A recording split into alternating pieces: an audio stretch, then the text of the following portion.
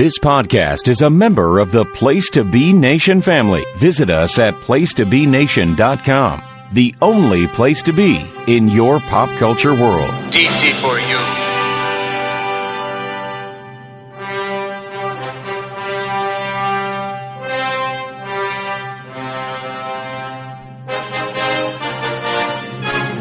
DC4U.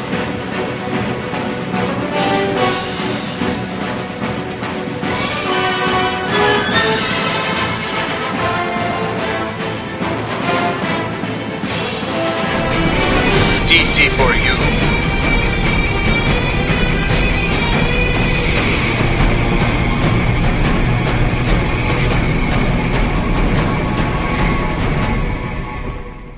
DC4U.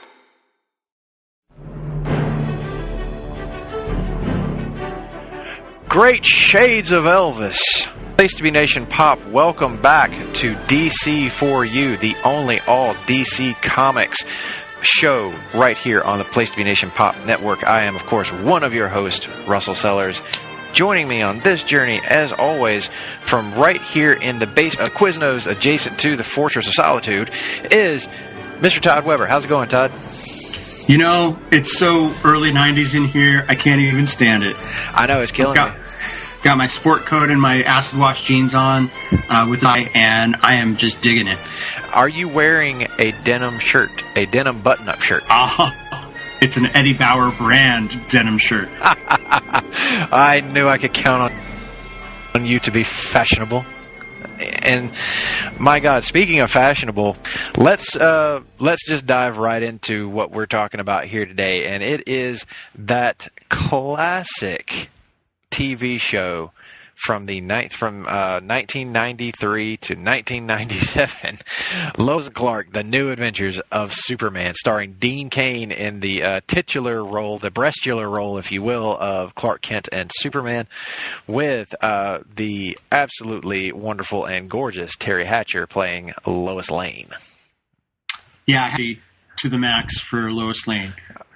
Big time. She is incredibly attractive from the. I mean, she always was. She always is. But this first episode is the one we're talking. The 2-hour pilot that aired on ABC on September 12th, 1993. This was a pretty big departure and reinvention of Superman for a modern audience, because outside the comics, most people only thought of Superman as the Christopher Reeve take, because he was still everybody's Superman up until just a few years prior to this. 1987, I believe, last time he played the character. Yes, Superman 4: Quest for Peace was 1987, but we forget that there was a syndicated Superboy show. I didn't forget. Not long after that. Okay, good. I never forgot. That gap between the Reeve Superman and the Dean Cain Superman, we at least had Gerard Christopher and the other guy as the UHF channel Superboy. We are low budget. We are going to get to that someday. Yes, we are absolutely going to talk Superboy series. That was one of the staples of my childhood. But Lois and Clark is also a major staple of my childhood. Now, of course, in 1993, I was like 11 years old when this premiered. So, Todd, your perspective on it should be a little bit different than mine. So, what did you think of this pilot episode of Lois and Clark? You know, I only watched this a couple months ago when for the first time, when the DC Universe service started, I said, okay, time to fill in this gap. This was not a show I watched back in the 90s. I don't know if it was out of protest or just I was living la vida loca in my college years, but I was never home to watch this show. And although reading comics, I think I wasn't necessarily a fan of just the superficial ideas of the casting of this. I didn't necessarily appreciate that he was not Christopher Reeve looking. You know, it was kind of a thing where I've always been the Superman. Clark is the real guy, and Superman is the mask he puts on. But for the story or the conceit to be that Lois falls for Clark before she falls for Superman, or at least that they become a couple in spite of things. Always kind of rubbed me wrong, even though it was true to the comics at the time. So I don't know. I had misgivings about it, and I was such a Christopher Reeve loyalist that I just kind of wrote before watching it. And, I guess I regret that just because it kept the character out there for a while on ABC TV for free. Yeah, it ran for 4 seasons, all the way up to 1997. But we're not going to get in depth on how the show evolved or what it eventually became. But here at the beginning, one of the principal differences between this and pretty much every other iteration of Superman or even Superboy that we alluded to out there was this show put the emphasis very much on the Clark Kent side of the character. There's not a lot of talk about his alien heritage. We don't really spend too much time on the end of him. This is so much more about his relationships with the people that work at the Daily Planet, and with, much to my delight, his relationship with Ma and Pa Kent, who are absolutely wonderful in this show. That is absolutely my favorite part of the show. It kind of reflects what was going on in the Death of Superman era, with that tight-knit relationship between Clark, Ma, and Pa. It's almost the Jerry Ordway art almost comes to life during this. It really does. It is so wonderfully done. The aesthetics of the show, it does look incredibly 90s and dated, but as far as a pilot goes, I've seen way worse when it comes to the set designs and costuming. Of course, they were working on a much smaller budget here because they didn't know if they were going to be picked up when they were making this particular, I guess what could really be called a 2-parter episode, even though it is just one extra long one. And I guess we should tell the people a little bit about the plot here. It is Clark Kent's very first day in Metropolis. He is jobless and homeless, essentially. So he's trying his hand at getting his big reporter job at the biggest newspaper in the world, the Daily Planet. He has kind of traveled the world, as we learn as the issue, or as the that he's got experience writing stories, but nothing on the level of what the Daily Planet does. So he struggles quite a bit trying to get Perry White to give him a shot. And big shouts to the late Lane Smith, who is still to this day my favorite iteration of Perry White. Tremendous performance from the start. Yeah, he nails the character, and because the show ran for so long, you're really able to give Perry a depth that you hadn't really seen in, say, the Superman movies, Jackie Cooper as Perry White. So Lane and his dentures and his Elvis affectation are very, very appreciated here. Great character. Holds his own with the leads of the show throughout the run. He steals the show for me. Even in this pilot episode where he's very much meant to be just a supporting character, but every time he's on screen, he's genetic. This guy is it when it comes to Perry White for me. When I read Superman comics now, I put a Southern inflection on his voice just out of my love of this version of Perry White. He's too good. Like, I have no real love for the catchphrase "Great Caesar's Ghost." To me, it's always going to be "Great Shades of Elvis." It will always be Great Shades of Elvis. He is so much better. If I'm ever given the reins of a Superman comic, you can damn well bet I am going to be writing Great Shades of that dialogue. Yeah, and apparently the actor is from Memphis. Yes. So, there is the connection there. So he brought it to the character. He said, "Hey, directors, let me throw this in," and I guess it stuck. So he doesn't have a cigar often enough, though, for me. I'm back and forth on that. Like, I can take it or leave it. But one thing that I also really appreciate about his performance is how he brings the journalism aspect to this show. which is something that gets kind of glossed over sometimes in Superman stories. They spend a lot of time talking about maybe the personal life of Clark and Lois, or maybe they get into the head of Superman as a character. But when it comes to the supporting cast, Perry and Jimmy especially, you got to get into the weeds a bit with the journalism aspect of it. Like, really show us some of that hard, old school newspaper man dialogue. And man, if I didn't know better, I would say that Lane Smith has been doing it his entire life. He really goes for it. Right in the pilot too, he actually has the line that kind of became my favorite line from him, and it's just a small thing. But he, at one point, is going over a story that Lois and Clark and Jimmy all kind of collaborated on, that's on some hearsay and some kind of like flimsy evidence. Like, they don't really have all the pieces there to make the story stick.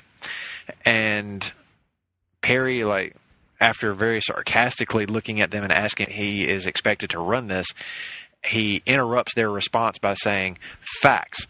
Hard facts. Go out there and bring me some." And that, I was like, that's a home run. That is everything that I want out of Perry White. Yeah, all you journalism graduates out there, that's you appreciate that about this. There was also an Astro City issue that really gets to the guts of journalism and says, what do we report? We can't report anything we don't know. It has to be facts. And so this editor keeps rejecting the story until it's just nothing but very simple facts with no.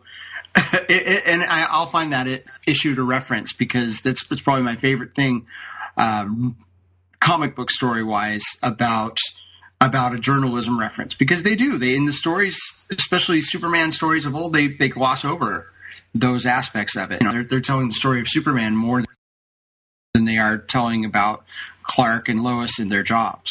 Yeah, and that's what makes this show, I think, so refreshing, especially this episode, that we spend so much time with just Clark and getting perspective, getting what it's like to have all these powers, but he's trying so hard to be human, because that's really who he wants to be. He is, unlike some people's more soul impressions of Superman, he's not doing an impression of a human being. He's not, portraying what he thinks a human looks like. He was raised as a human, so that's how he thinks of himself. But he's the son of Martha and Jonathan, 100%. Exactly. That's who he is at his core. And that's what this show does so beautifully, is it doesn't give us like that wide dichotomy between the two versions of Clark that we're used to seeing, the bumbling version that Christopher Reeve played really well, versus the almost godlike figure that he becomes whenever he's in the Superman suit. This take on Superman gives you the real Clark, the one who isn't trying to be the superhero. He's not trying to be the reporter. He's just himself. He's that small town, raised on a farm, Cain's all-American guy who really does just want to do the right thing and live in a just world and try to help it become that. So, in those interactions between he and his parents, that's when we really see Dean Cain, I think, just really shine, because he's totally tuned in to that version of Clark Kent, and that is absolutely my favorite version of this character. So, what were your impressions of the three different versions of Clark that we see in this show? Yeah. So we're saying we have Superman Clark, which is the mask, the confidence, the cool, like cooler than thou Superman, and you have Clark, who has more self-esteem than we usually see Clark Kent have, and then we have Clark with his parents. Is that what we're saying is the third version? The version with his parents is the real him. That's the real Clark, yeah. So I guess I struggled with a likable, handsome Clark Kent for a long time, just because I was raised on the Christopher Reeve. Clark Kent is such a buffoon, so that to me is a third Clark Kent too, if we think about that one. And to me, the differentiation between the two Clark Kent personas is not as strong, but I guess I get it a little bit more now. You know, there's professional Clark, and then there's vulnerable Clark, and so I see it a little bit more having watched it a couple more times. I think it's very important to note, and they didn't make a big deal about this, but Dean Cain is half Japanese. Yes, and they don't, nobody knew that back in the day. He takes on his middle name as his last name instead. His father's Japanese, and so I thought it's very interesting that I didn't know that my wife did. She pointed that out to me. It's like there should be more representation for Asian Americans. And oh my gosh, I forgot he does wear the denim shirt in this. In the pilot, he is wearing his denim shirt. It's so 90s, but great at the same time. Slightly longer hair, not quite a mullet. It's almost a mullet, but not quite a mullet. Yeah, but it's longer hair than you would normally see Superman having. It was that 1993 era look for Superman because this was circa Death of Superman. So they wanted to get that look for him, or I guess his Return of Superman is when he had the mullet going on. So that all was like the parts that really worked for me in this episode. Some stuff that doesn't. Yeah.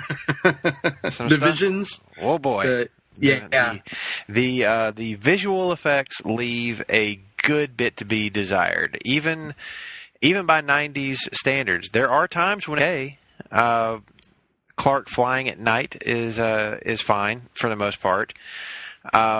Landings are a little wonky and weird looking. But of heat course, vision. The heat vision is pretty hilarious because it's, man, you can. Oh, I don't even know how to describe it. Just the copy, cut, paste version of the heat vision is pretty bad. But then there's the explosion of the space shuttle. Yeah. That's real rough. Even by 90s standards, that is the X-ray vision. What about the walking around the room, the spinning room gag? I appreciate that. As an homage maybe to the old Batman 66 show. Like, we can do something similar to that by having a room that rotates. Yes. And like a fixed camera so that you can't tell the room is rotating. I remember watching a making of thing of that particular scene. I think it was on Entertainment Tonight because they were just so like impressed at the time with the practical effects of a Superman show like this, and it was impressive for the time. I remember being a kid and thinking, "Wow, that's really neat that's how they captured this shot." Of course, when you watch it now, it sticks out like a sore thumb, but it is what it is. It's if you have to judge it by 90s standards, it's not that 90s bad. 90s standards, yeah. There are worse things out there. Man, I would testicle to be as handsome as Dean Cain is in this pilot. He is a very attractive man. He very much looks like Superman, and to your point about him being half Japanese, I really appreciate them trying to have a racially ambiguous Superman. Yes. And this is the first time, I think, in any media where Superman is not blue-eyed. Blue-eyed. And that bugged me at the time. Like I said, I thought, they have a Mediterranean-looking Superman. That's, all right. But I didn't know that would be a thing about myself, that everything has to be traditional. Yeah. Even as a 21-year-old, I was 21 when this pilot came out, or the series started showing. I was kind of a gatekeeper even then. I suppose. We all go through that phase. I think it's just the jolt of something different being brought in, even if it is something only slightly so. Because Dean Cain so passes for being white, and without question. But when I watch this pilot now, knowing his heritage and just looking at through the lens of representation on television, it's like this is a pretty brilliant idea that should have been followed up on in later Superman iterations. A racially ambiguous Superman, because I mean he's not human; he's Kryptonian. How do we know what they look like? Like, how do we know what their race isn't going to be like? Black, whatever. It's going to be. It could very well be something completely different. And Smallville goes right back to the dark hair, blue eyed, traditional Superboy, Superman look. As did Zack Snyder's Man of Steel. The current Superman is very much that, even though he's British, but he's still very much square jawed white guy with blue eyes. And that all of that kind of makes me appreciate Dean Cain that much more in his casting. The producers of the show might have been a little bit more forward thinking than first thought. So I mean, who knows if they even knew? At least they said, okay, the dark eyes are not a deal breaker, or they didn't make him wear blue contacts. And I don't know if Brandon Routh wore blue contacts for Superman Returns. I don't recall. But even as much as it was an homage to the Richard Donner Superman films, if they did that or not. One thing that isn't faked is the chemistry between Hatcher and Cain, which is tremendous from the get-go. Oh, they nail it. Like, these two, certainly, this is where the show was going to live and die. If these two didn't work, if they didn't have chemistry, this show falls on its face from the outset. And that, as you just said it, Bubba, this was absolutely gold. These two were so good together, and it holds up. Like it if nothing else in this show is worth watching over and over again, it is the chemistry between Teri Hatcher and Dean Cain. Just what brilliant casting director put these two together. I don't know, but man, they deserve every bit of money they got and more. Yeah, and this was the last time a DC property was associated with ABC. I don't know if ABC was Disney owned at that point, but it's kind of interesting that maybe somebody who made that decision went on to work in the bigger end of casting for Marvel, because this is great casting. They nail it. We were talking about 2-hour pilots. There aren't 2-hour pilots anymore. I mean, the last one I can think of that I watched was maybe Lost. I don't know. Can you think of any other 2-hour pilots? I guess Agents of S.H.I.E.L.D. might have been 2 hours too. Yeah, maybe it's a rarity. Anyway, so I mean, that kind of, I guess that shows how much confidence ABC had in this show to say, all right, we're going to shoot this 2-hour pilot episode and allow it to air as a 2-hour episode. Like it's movie length. And it feels kind of like albeit a low budget one, a Superman film. It develops its characters out, maybe in too long a fashion. Maybe it wouldn't have taken this long to get to the point of this story, but it does a pretty strong job of making you care about what's happening. And one other character that we haven't touched on that we absolutely must, because he is an integral part, especially of this first season, and that is John Shea's Lex Luthor. Yep. Corporate, eccentric, cool, handsome, real hair. Yes, that's his real hair, and yet he stared down a cobra, sort of. Yeah, that's the first time we meet him, basically. You said it, man. What a cool version of Lex Luthor. I am very much on this take on Lex. It was absolutely great the first time I saw it. He's amazing in pretty much all of his appearances, which he's only a cast regular in this first season. But he does appear throughout the series. He is an ongoing presence, but as like main cast, like in the opening credits, not listed as a guest star. This is his only full season, and that's also true of one other mainstay, and that would be Tracy Scoggins' Cat Grant. Right, very very early '90s. Cat Grant. I got to tell you, man, I remember being a kid and thinking that she was really, really hot, and now that I'm older, I'm like, Yep. no. No, give me Lois. Yeah. No, she is not no. Mm-mm. That, she is not. It's a lot of awkward. Yeah, there is a lot of, I'm trying not to be mean here, but she's a bit mannish. She's a bit mannish. That's a man, baby. That's a man. That's no woman. That's a man, baby. And she's constantly after Clark, which is also like a source of great comedy. I think it's funny whenever she's hitting on him, and he's like, "If I were a angrier person, I'd probably be walking down to HR right now and reporting you for sexual harassment."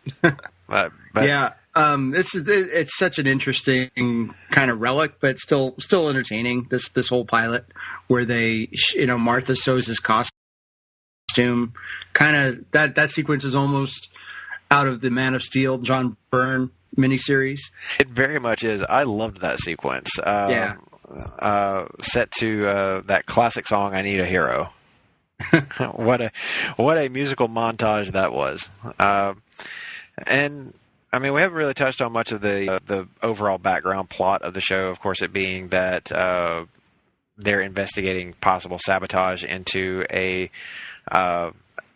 shuttle launch that's supposed to be for disease research in zero gravity environment on board a station orbiting Earth. Of course, it all turns out to be a plot by Lex Luthor to sabotage the whole thing so he can build his own private one and make a bunch of money off of it. But that's really just more or less the MacGuffin of it all to give Superman a reason to exist. Yeah. Why does Superman go public? Why does he show up and then Clark gets the story, or at least that's kind of the Man of Steel origin, is he saves the shuttle and writes the story. In this case, a lot goes on. So in this case, it's Lois who's definitely going to be getting the story. He just made that decision to go public as Superman, and that was a nice touch. But unfortunately, Lois is fully fooled by a pair of glasses. Because there's not a lot of difference between Dean Cain with glasses and Dean Cain without. It's like if you even bother looking at his face, you'll be like, that's definitely the same dude. Same chin, same ears. The hair gets slicked back, but the thing John Byrne did to differentiate Clark and Superman from people who would see both of them would be he would never let himself be photographed as Superman. He would vibrate his face so fast that nobody could get a clear picture of him. Now, I don't know how long they kept up that conceit, but they definitely don't refer to that here because, boy, it's pretty darn obvious. That's one thing I had a criticism of this portrayal of Clark. I mean, Christopher Reeve slouched and was clumsy and bumbling, and they're trying to make Clark cool and relevant and lovable here, but there's just not enough difference between Superman and Clark. But we buy in, it's comic books, it's silly, doesn't make sense. Yeah, it's easy to buy into the show because of how charming all of these characters are, like the versions that they portray on screen. But if, like you said, if you start thinking about it a little too much, there's really no reason anyone should be fooled by Clark's disguise here. Now, in modern comics, a lot of times artists will portray Clark as wearing clothes that are way too big for him to make himself look a little more overweight, and to also have him slouch and kind of raise his voice an octave, which is something, of course, you can't hear in comics. But that's Frank Quitely makes me think of that, the All-Star Superman version of Clark. Yeah, very much so. Like he does that. He makes Clark not bumbling and silly like he is in the Christopher Reeve movies, but just more of a meek personality. Someone who's like very non-confrontational, a people pleaser, like somebody who's just trying to make everyone around him happy. To avoid conflict at all costs. And then whenever he's Superman, he's standing upright. He's wearing, a skin-tight suit, no glasses, hair changed. So he could conceivably look like a completely different person, carrying himself with a lot more confidence. Now, the degree to which that works probably depends on your ability to suspend disbelief. And without question, or how much you are sexually invested in either of the lead characters, which is greatly on both accounts. Heyo, no lies, me too. Yeah, it's straight up like this. This is a pretty solid pilot overall, I think I would say. So what's your overall verdict on Lois and Clark's pilot? B. A B. It's a B, grade B. I would definitely watch it again, but I'd probably watch it for Teri Hatcher reasons from here on out. I get it. It's fun enough. I wish there was more DC lore, Superman characters besides the ones we're introduced here. I wish there were more guest stars, a la the Arrowverse. It's Superman on TV, and it brought us Teri Hatcher. So there we go. And I think I'm going to go there. I'm going to go with a high B. It's almost a B plus, not quite there, but a solid B grade, one that is certainly worth watch. And you can watch the entire series on DC Universe right now. One of my favorite parts of that app was that the entire Lois and Clark series was loaded from day one and has been there this whole time. So I don't think it's going anywhere. This is one of the best reasons to invest. You can watch this entire series. So I think we'll probably revisit this series again in later episodes. We'll pick another classic episode or two to dive into from the other 3 seasons of this show. There are certainly some fun and classic ones, and there are some oddball, weird as hell ones too. Maybe the wedding episode. That's one. Or the Lois Striptease episode. There we go. Now we're talking. Now we're getting into the one that people. That's the one that's going to put butts in seats, as they say. But with that brings us to the end of another DC4U episode. We're glad that you guys joined us on this one. It was a fun time talking Lois and Clark, The New Adventures of Superman, Episode 1, the pilot. So, with that, if you want to talk more about this episode and more offerings on DC Universe, more Superman as we've been doing all month long so far, join the Place to Be Nation Comics group on Facebook. Request, we'll add you, and you can comment on this and all the amazing shows that we've got going on in the comics feed. Follow at PTBN Comics on Twitter, and you can stay up to date with all of the shows that we're putting out there. And of course, you can follow Todd and I individually on Twitter and Instagram. You can find me at Russell_Sellers on both. Todd, where are they going to find you? At Guitars of Green on Instagram, at Todd Weber Guitar on Twitter. Subscribe to Place to Be Nation on iTunes, review and rate us. Check us out, and maybe we'll set up a Patreon or something so you can keep us in Hostess products.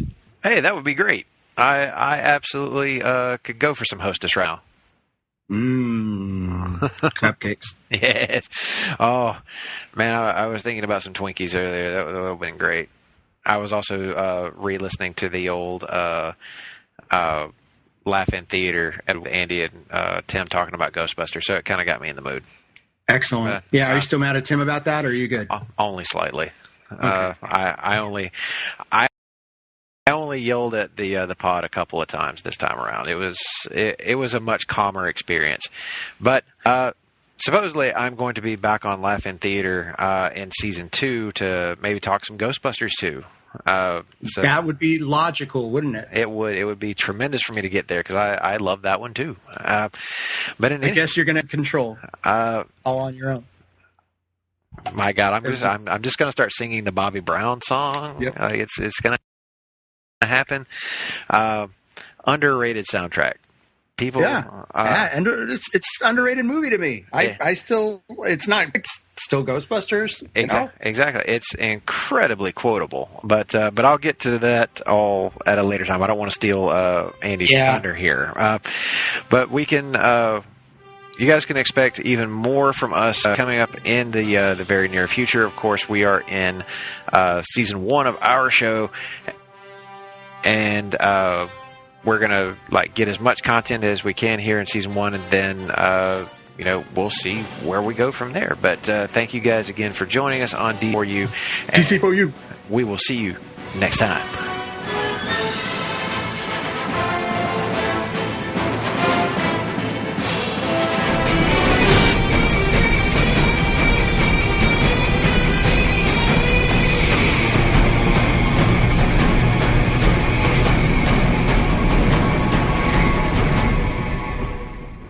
DC4U. Promotional consideration paid for by the following. Place to Be Nations, JT Rosero and Chad Campbell here. We want to let you know that we have over 24 podcasts available on iTunes, Stitcher, Google Play, and PlaceToBeNation.com. We now offer them to you on 2 great feeds. On the Place to Be Nation Wrestling feed, we dive into topics running the gamut from today's WWE to the glory days of yesteryear and the ins and outs of the territory days. In addition to our full-length shows, we also deliver to you special pod blasts on topics old and new. The Place to Be Nation Pop feed is a veritable treasure trove of great content, offering tremendous shows covering the land of movies, television, life, comics, and sports, brought to you by the most knowledgeable and insightful folks in the podcast world. You can find all these great shows, plus archives of our past podcasts from over the past 8 years as well by subscribing to both feeds on iTunes. And while you're there, be sure to rate and leave feedback as well. All of these shows, plus others, available on PlaceToBeNation.com, where we cover pro wrestling, sports, movies, comics, plus in-depth search projects, and much more. Be sure to support our site by using www.PlaceToBeNation.com/Amazon when doing your online shopping. We want to thank our friends at Boneheads Wing Bar, ProWrestlingOnly.com, and TheHistoryOfWrestling.com as well. Be sure to follow us on Facebook, Twitter, Instagram, and Tumblr. PlaceToBeNation.com, the only place to be in your pop culture world. Hey, DC4U listeners, thanks again for checking out another episode of DC4U, the only weekly all DC Comics podcast right here on the Place to Be Nation Pop feed. We're extending this episode by a little bit because we've had some unfortunate news come out this past week, and that the actor who played Pa Kent on Lois and Clark, The New Adventures of Superman, actor Eddie Jones, has passed away at the age of 84. He was a prolific actor, appearing in movies like A League of Their Own, Seabiscuit. He was also in Steven Spielberg's The Terminal in 2004, and in some of one of my personal favorite superhero films from the 1990s, The Rocketeer. He's had a prolific career. He was an amazing Pa Kent. He was the definition of that character for me for so long. And Todd, I think that might have been true for you as well. Yes? Yeah, he was the Jurgens era Pa Kent come to life. And just wonderfully personified that character. Loved his relationship both with Ma Kent and with Clark on the show. And he will be missed. That was a great performance. An integral part of that show was the relationship between the parents and Clark. So, yeah, Eddie Jones did a great job on that, and I'm surprised to read all these other credits, but I guess I'm not surprised because he must have been an awesome actor in other things, just because, as we saw, as he was on Lois and Clark. Absolutely. He was a tremendous talent, and we're very sad to hear that he has passed. Our thoughts are, of course, with his family, with those that knew him best and loved him. And again, the defining Pa Kent of an era has unfortunately passed away, but we will continue on enjoying his work. His legacy is going to live forever because the guy was in just some absolutely amazing work. He was a tremendous talent. Sad to see him go. But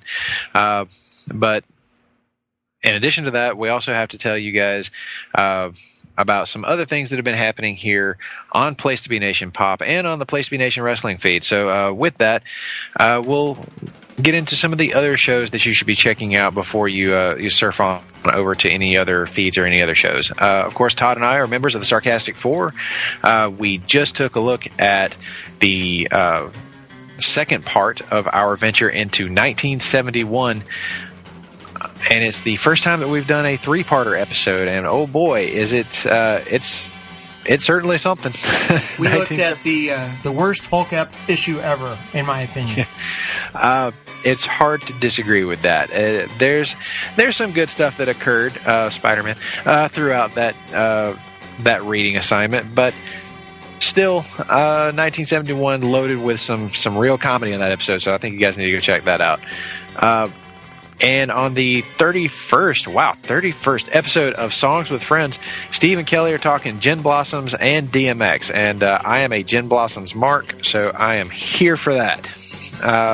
They talked about a classic song in Hey Jealousy. I am every band I've ever played in has wound up playing that song at some point.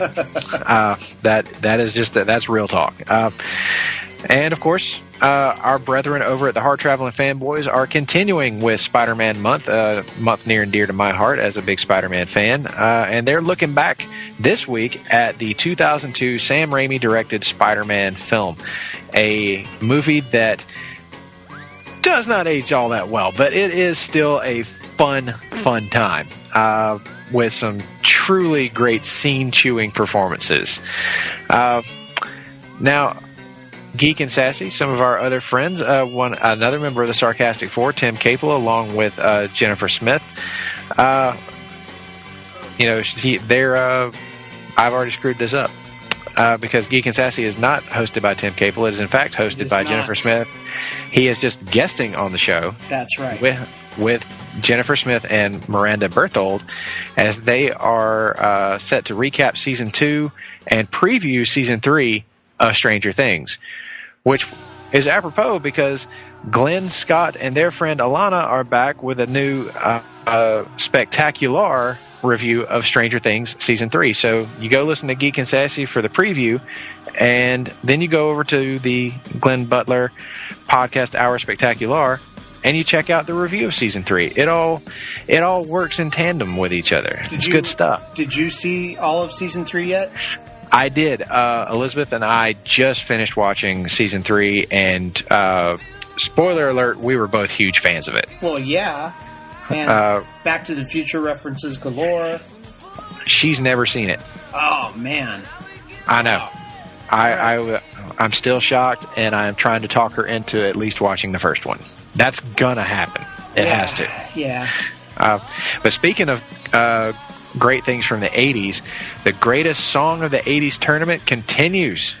We're getting like 6 polls a day at this point for round 1, and everybody can get in on the action. You can go like the greatest song of the 80s tournament Facebook page. Every day it's going to put up 6 new polls, like songs randomly picked to go head to head against each other, and you vote on it. Like, make your voice heard that way. You can vote twice if you do it on Twitter when they post the polls there.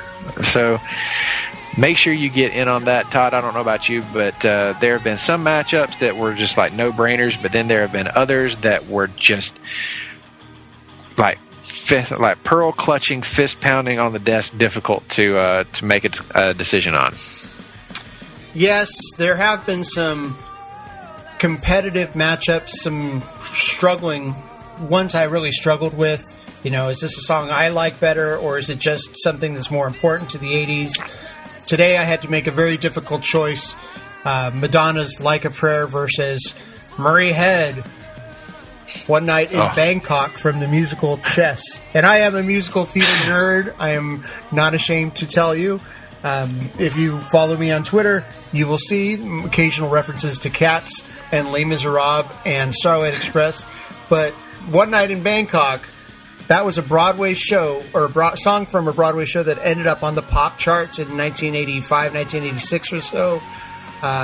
Maybe earlier than that, but some tremendous lyrics to that. I'm resisting the temptation to break into rap, but I'm not going to do it. But to do the lyrics. But anyway, that would be. You want to hear a complaint about a live read? It would be me singing the lyrics from One Night in Bangkok. Anyway, overall, the Place to Be Nation wrestling feed for you this week.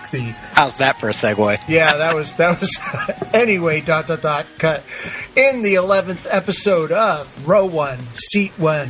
Ben chats with Evolve, ROH, and no, he talks about those subjects. This is a great read with indie superstar Kurt Stallion, who was recently on WWE Network Evolve show. So you got to hear his interview here on PTBN Wrestling and then see him wrestle in the same weekend. What a country.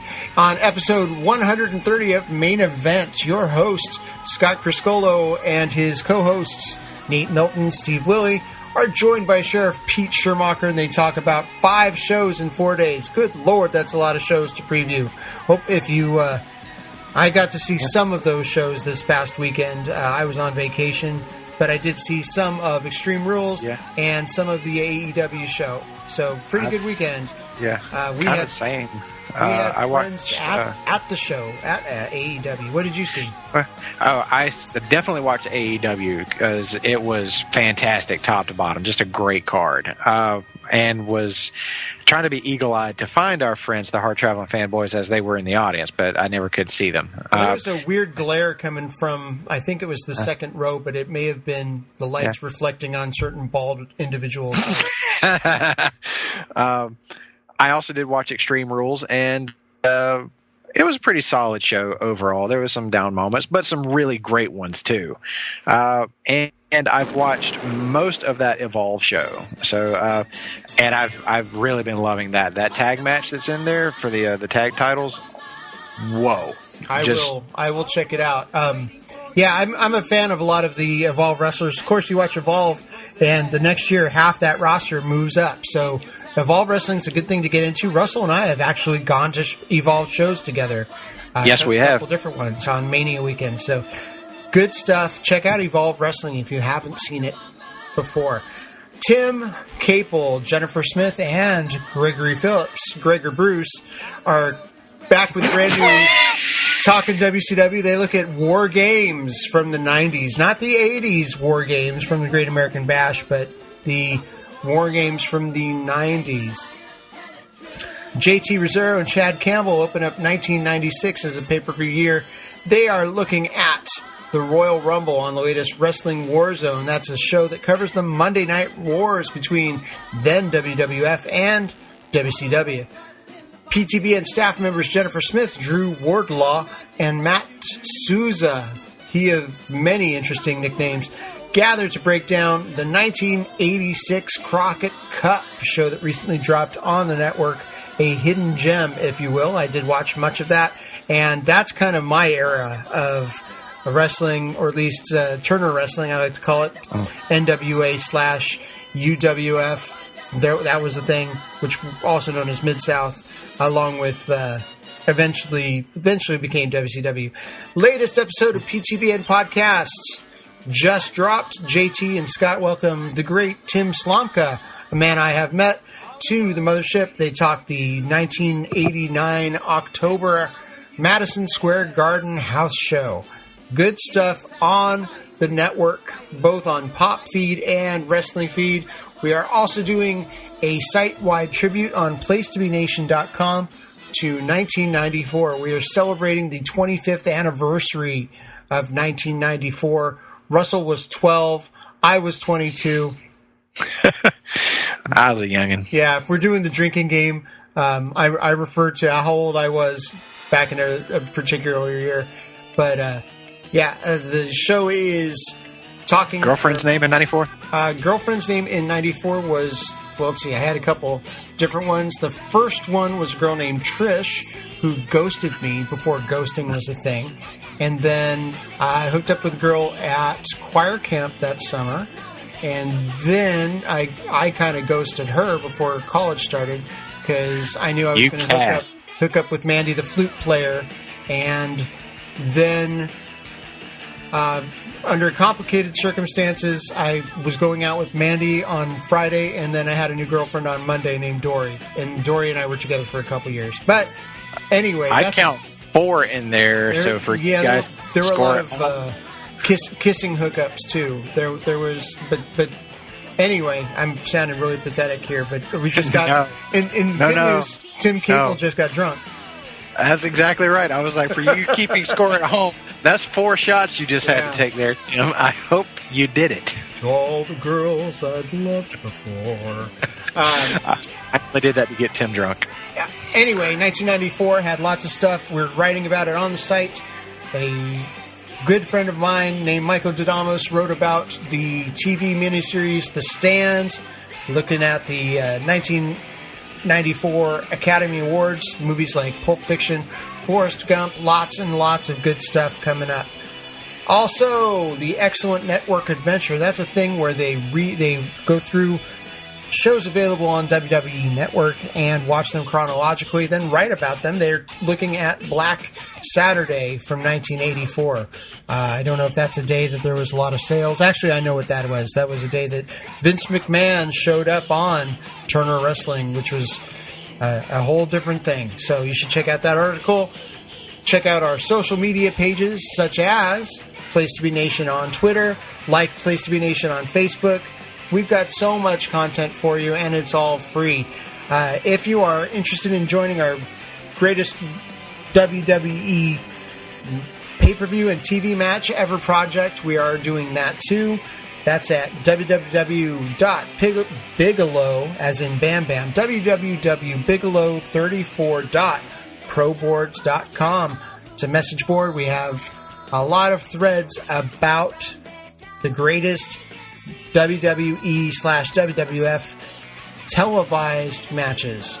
All right, that's it for the write-up, or not the write-up, the read-up, the live read. So you have been informed. Thanks for listening to DC4U. Hope that you liked us talking about Lois and Clark. It's late. I'm gonna sign off now. So thanks again, and we will see you next time. Say bye, Russell. Bye, Russell.